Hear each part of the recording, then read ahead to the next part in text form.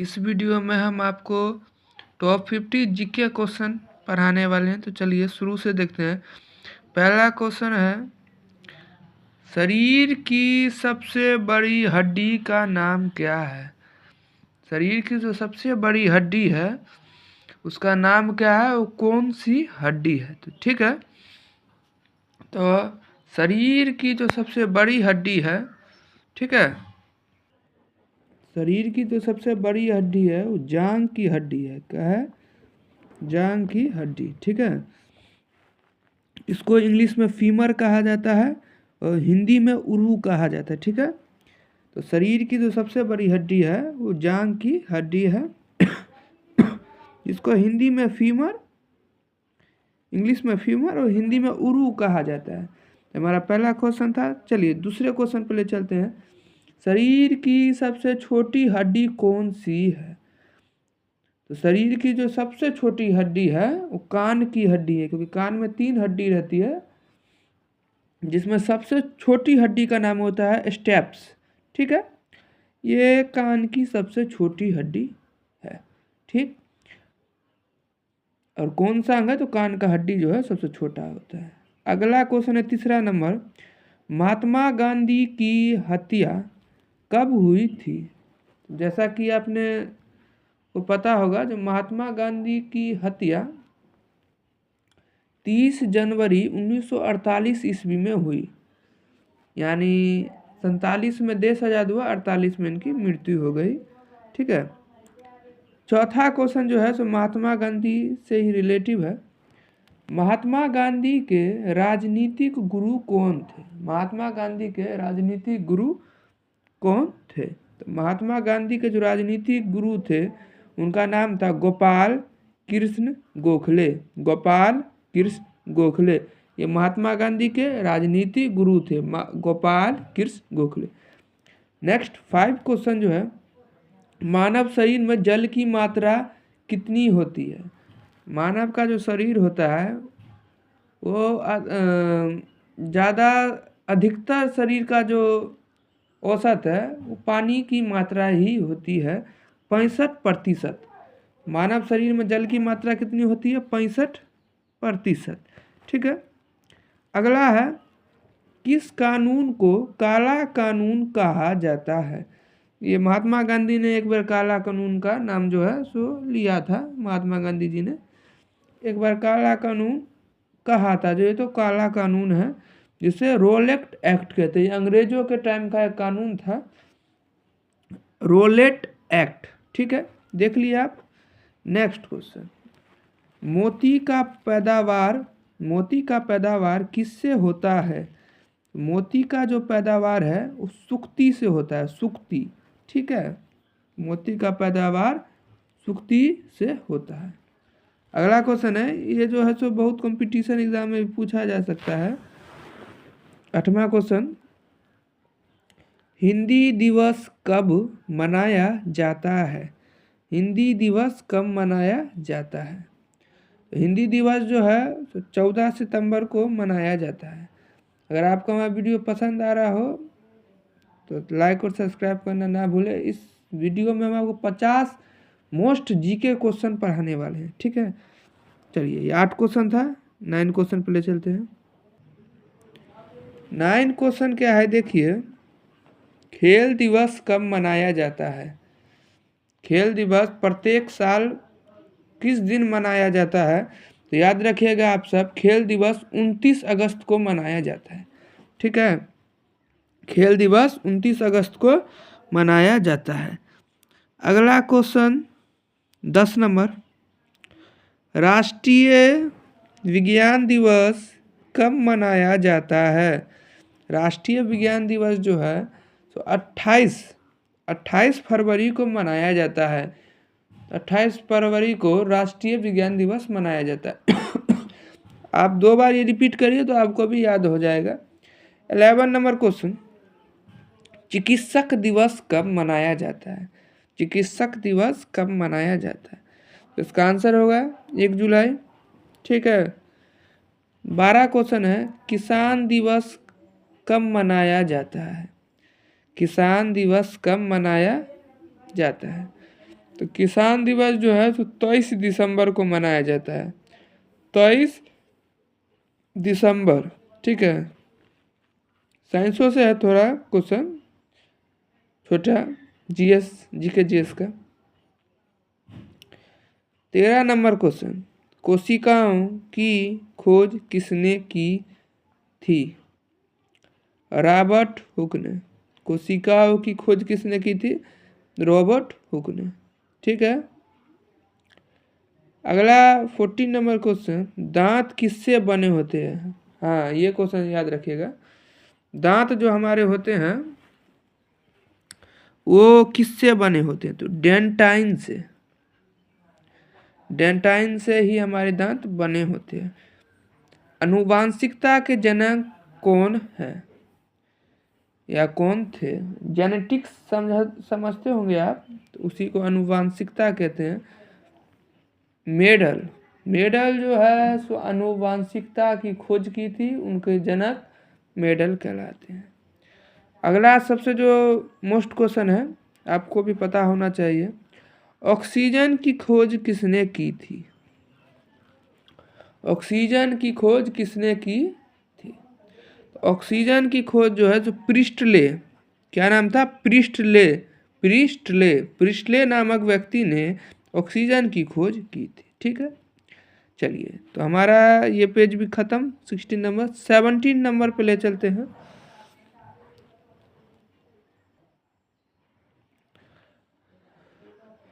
सत्रह number question पे ले चलते हैं। ऊंट का कुबर, कुबर यानी पीठ पर नहीं रहता है कुबर, किस उत्तक का बना होता है? वो जो उसका पीठ के ऊपर उत्तक रहता है, वो जो चट्टान जैसे, वो किस उत्तक का बना रहता है? तो वसामय उत्तक का। ऊंट का कुबर किसका बना रहता है? वसामय उत्तक का। ठीक है, अगला क्वेश्चन है, जल का पीएच मान होता है? जल जो होता है उसका पीएच मान कितना होता है? तो जल का जो पीएच मान होता है वो 7 होता है। 19 नंबर क्वेश्चन पे आते हैं। 19 नंबर क्वेश्चन जो है सो बहुत बढ़िया क्वेश्चन है, याद रखिएगा तो काम आएगा आप सबको भी।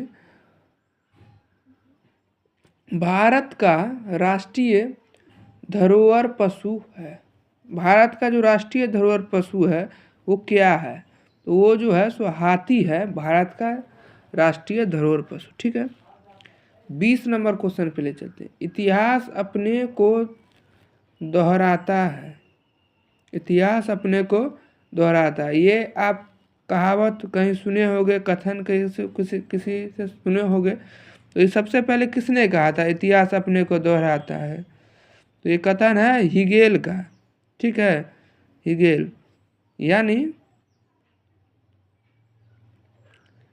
ये बात बहुत गहरी है, अगर आप समझिएगा। देखिए, आप सब समझते होंगे जो कोई काम आप करते हो, ठीक है, तो अब आप ये समझते हो जो बात तो बीत गया, नहीं। क्या होता है, कभी कभी आप जो काम वर्तमान में करते हैं वो तो पास्ट हो जाता है। ठीक है, और समय आने पर वही पास्ट जो है तो फ्यूचर को करेक्ट करता है। वही इसलिए बोलते हैं अगर आप अच्छा कर्म करिएगा तो वो जो पास्ट हो गया वही जो है दोहराएगा, वही जो है आपको आगे दिन भी काम आएगा। अच्छा कर्म करोगे तो अच्छा आएगा। उसी प्रकार उनका कहने का तात्पर्य इतिहास अपने को दोहराता है, ये कथन है हिगेल का। चलिए अगला क्वेश्चन है, सबसे बड़ा महासागर कौन सा है? तो सबसे बड़ा महासागर है प्रशांत महासागर, अंग्रेजी में पैसिफिक ओशियन कहा जाता है। पैसिफिक ओशियन जो कि सबसे बड़ा महासागर है। ठीक है, 22 नंबर क्वेश्चन जो है बहुत बढ़िया क्वेश्चन है।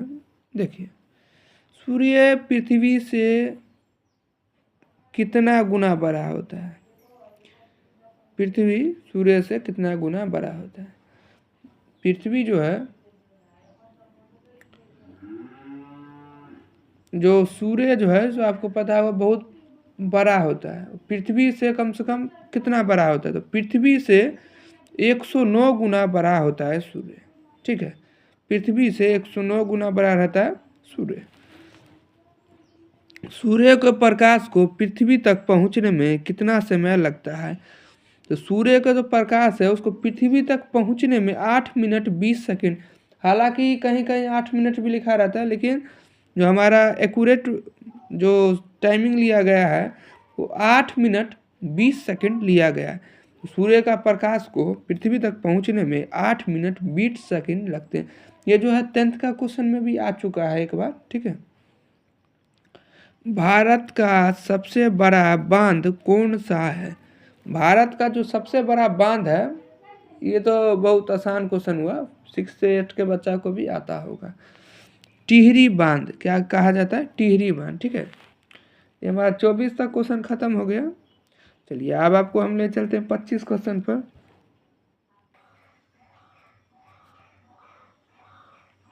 अगला क्वेश्चन है, महात्मा गांधी की आत्मकथा किस भाषा में लिखी हुई है? चलिए इसका तो अनुमान भी लगाया जा सकता है। जैसा कि आप जानते थे महात्मा गांधी गुजरात के थे, तो उनकी जो आत्मकथा लिखी गई है गुजराती में लिखी गई है, ठीक है। अगला है, संविधान दिवस कब मनाया जाता है? ये बहुत बढ़िया क्वेश्चन है। संविधान दिवस कब मनाया जाता है? तो संविधान दिवस जो है तो 26 नवंबर को मनाया जाता है। नेक्स्ट क्वेश्चन 27 नंबर है, भारत छोड़ो का आंदोलन किस वर्ष हुआ? भारत छोड़ो आंदोलन हुआ था वो किस वर्ष हुआ? तो देखिए वो जो आंदोलन था 1942 में किया गया था।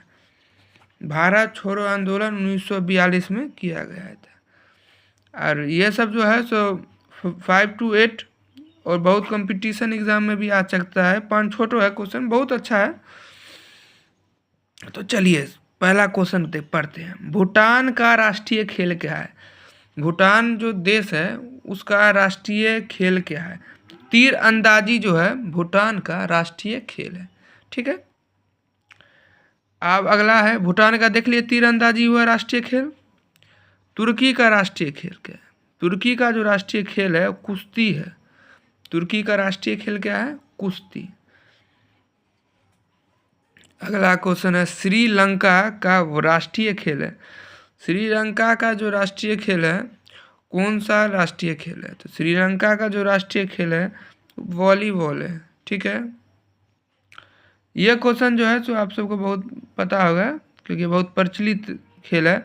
बुल फाइटिंग जिसमें बैलों के साथ खेला जाता है, किस देश का राष्ट्रीय खेल है?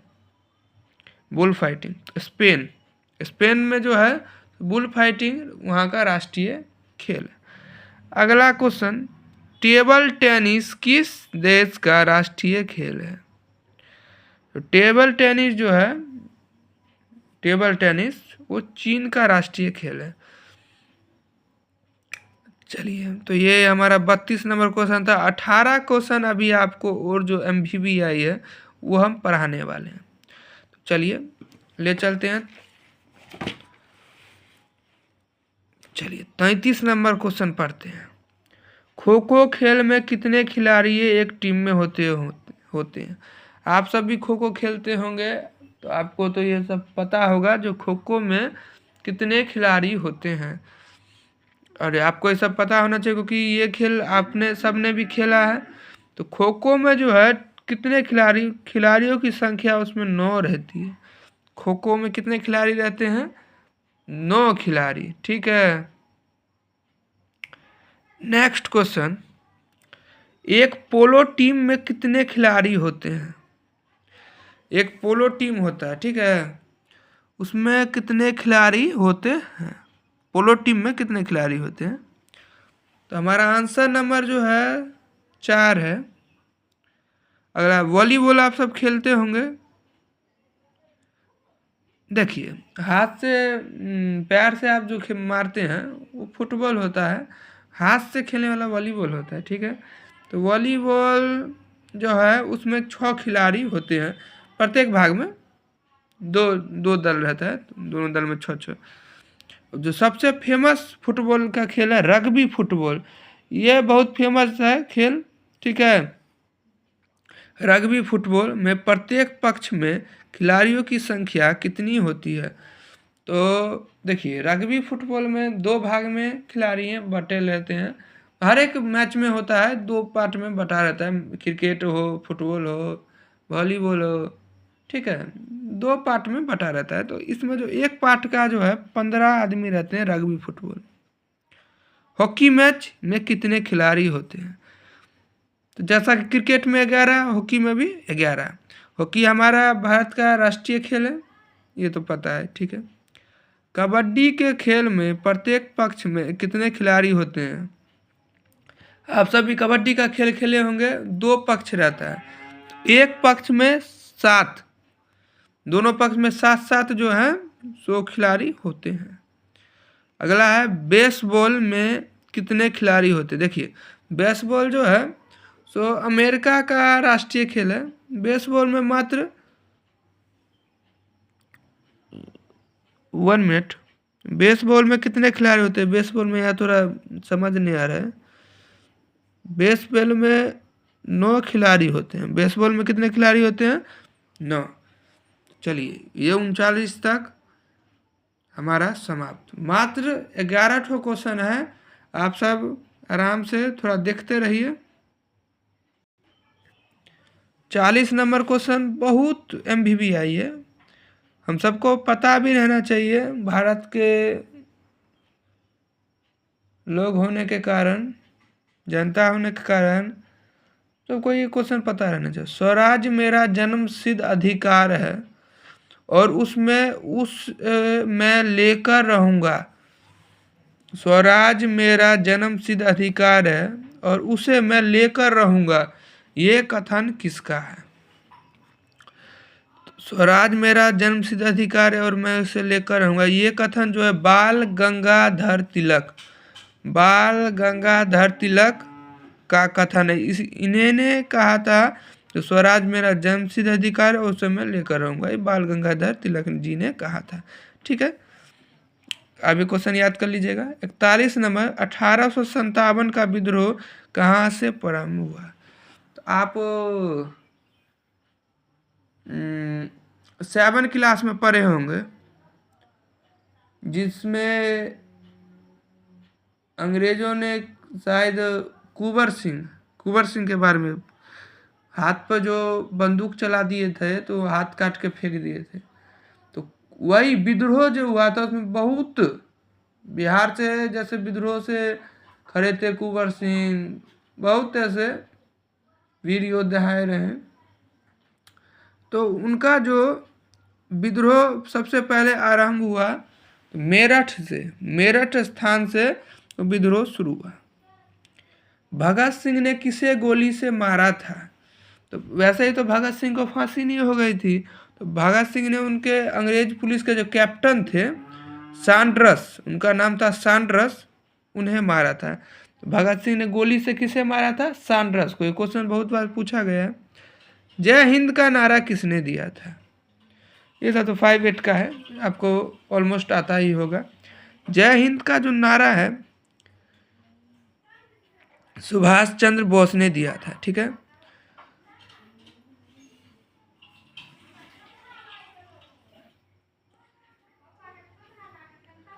अगला क्वेश्चन है जालियांवाला बाग हत्याकांड कब हुआ था?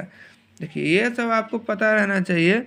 जालियांवाला बाग हत्याकांड जो है अमृतसर में हुआ था, पंजाब के बगल में है, अमृतसर में। ये जो 1919 ईस्वी में हुआ था, 1919 ईस्वी में जालिया बाग हत्याकांड हुआ था, वो भी अमृतसर में। कहाँ हुआ था? अमृतसर में, 1919 ईस्वी। नेक्स्ट क्वेश्चन, मात्र अब 6 से 7 क्वेश्चन और बचा है, आपका खत्म हो जाए। महात्मा गांधी को सर्वप्रथम राष्ट्रपिता किसने कहा था? ये तो आपको पता है, जो महात्मा गांधी राष्ट्रपिता के नाम से जाने जाते हैं कि नहीं जाने जाते हैं? महात्मा गांधी राष्ट्रपिता। तो सबसे पहले तो किसी ने कहा होगा उनको राष्ट्रपिता, तो वो थे सुभाष चंद्र बोस। सुभाष चंद्र बोस ने जो है सो महात्मा गांधी को सबसे पहले राष्ट्रपिता कहा था, जिनके बाद सभी उनको राष्ट्रपिता के नाम से संबोधित करने लगे। भारत एवं पाकिस्तान का विभाजन, जब भारत और पाकिस्तान बटा तो किस योजना के तहत हुआ था? उनका जो विभाजन है वो जो बटे थे किस योजना के तहत बटे? तो ये क्वेश्चन याद रखिएगा, माउंटबेटन योजना। माउंटबेटन योजना के तहत भारत एवं पाकिस्तान का विभाजन हुआ था। माउंटबेटन योजना के तहत भारत एवं पाकिस्तान का विभाजन हुआ था। मात्र 4 क्वेश्चन है, आप सब थोड़ा ध्यान से समझिए। बहुत अच्छा क्वेश्चन भी है। इस चैनल पे आपको हर एक रंग का वीडियो मिल जाएगा, ठीक है। तो मनोरंजन भी होगा और पढ़ाई भी होता है। आप सब सपोर्ट करते रहिए तो हम और ज़्यादा मेहनत करके अच्छी से अच्छी वीडियो बनाएंगे। 47 क्वेश्चन है, प्रथम यूनानी इतिहासकार कौन था? यूनान के जो इतिहासकार थे वो सबसे पहले कौन थे? तो हेरोडस, जो इतिहास के पिता भी माने जाते हैं, वो यूनान के थे। कहाँ के थे? यूनान के। प्रथम व्यक्ति थे जो इतिहासकार थे। रक्त का पीएच मान होता है, रक्त यानी खून, खून का जो पीएच मान होता है कितना होता है? 7.4। 7.4 जो है रक्त का पीएच मान होता है। अगला क्वेश्चन, जीएसटी। जीएसटी का आप सब सुनते होंगे, का पूर्ण रूप क्या होता है? जीएसटी का होता है गुड्स एंड सर्विस टैक्स, ठीक है। गुड्स यानी वही जो है जो फैक्ट्री से मुझे सामान आता है, और सर्विस जो उनकी जो है सर्विस टैक्स जो होती है उनके प्रति जीएसटी भरा जाता है। जीडीपी, जीडीपी का पूरा नाम जो है ग्रोस डोमेस्टिक प्रोडक्ट। जैसे कि आप समझते हैं जीडीपी देश का कम हो गया है, ग्रोस डोमेस्टिक प्रोडक्ट यानी घरेलू, वही घरेलू जो है सो हमारा, जैसे प्रत्येक व्यक्ति के घर में आय कितना है, जीडीपी वही होता है जो जीडीपी का काम है। जीडीपी इतना आप समझिए, ग्रोस डोमेस्टिक प्रोडक्ट हुआ इसका फुल फॉर्म, ठीक है। अगर आपको ये क्वेश्चन पसंद आए, ये क्वेश्चन सब आपको पसंद आए, तो ऐसे ही आप इस वीडियो पे इतना लाइक सब्सक्राइब करिए जो ऐसा ही हम वीडियो रोज़ बनाएं और अपने चैनल पे दें। आप ही सबका सहयोग के लिए पीछे हुए हैं। इतना कहकर धन्यवाद।